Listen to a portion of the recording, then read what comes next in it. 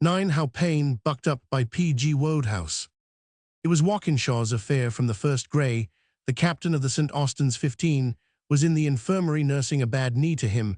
Came Charles Augustus Walkinshaw with a scheme. Walkinshaw was football secretary, and in Grey's absence acted as captain. Besides these two, there were only a couple of last year's team left, Reed and Barrett, both of Philpott's house. "Hullo, Grey, how's the knee?" said Walkinshaw. "How's the team getting on?" he said. "Well, as far as I can see," said Walkinshaw, "we ought to have a rather good season if you'd only hurry up and come back. We beat a jolly hot lot of all-comers yesterday. Smith was playing for them, the Blue, you know. And lots of others. We got a goal and a try to nil." "Good," said Grey. "Who did anything for us? Who scored?" "I got in once, Payne got the other." "By Jove, did he? What sort of a game is he playing this year?" The moment had come for Walkinshaw to unburden himself to his scheme. He proceeded to do so.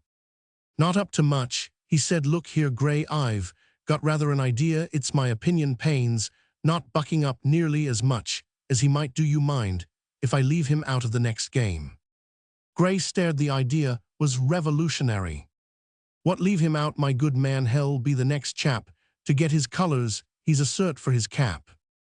"That's just it. He knows he's a cert, and he's slacking on the strength of it.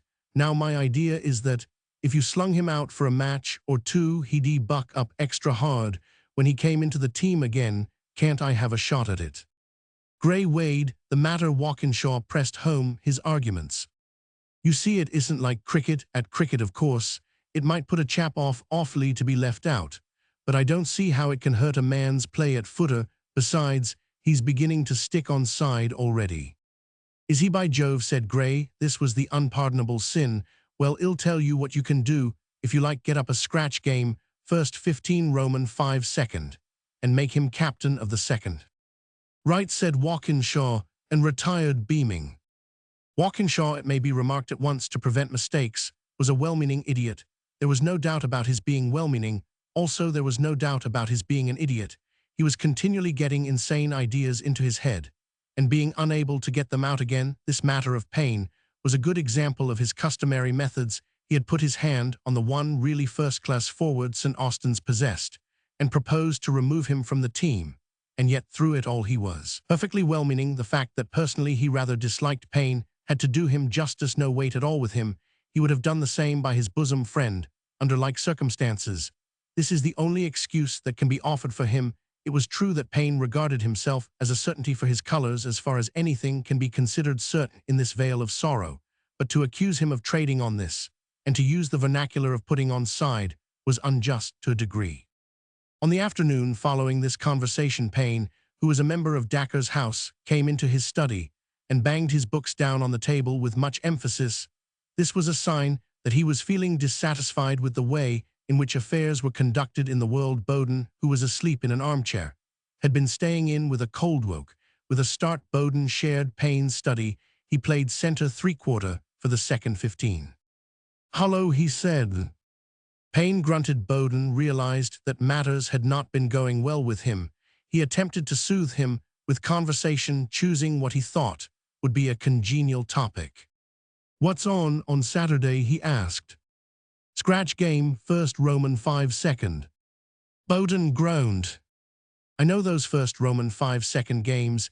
He said. "They turn the second out to get butchered for 35 minutes each way to improve the first's combination.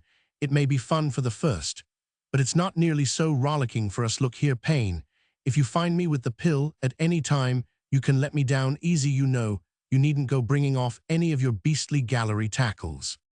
"I want," said Payne, "to start with it would be against rules. We happen to be on the same side."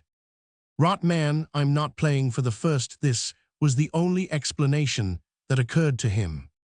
"I am playing for the second." "What, are you certain?"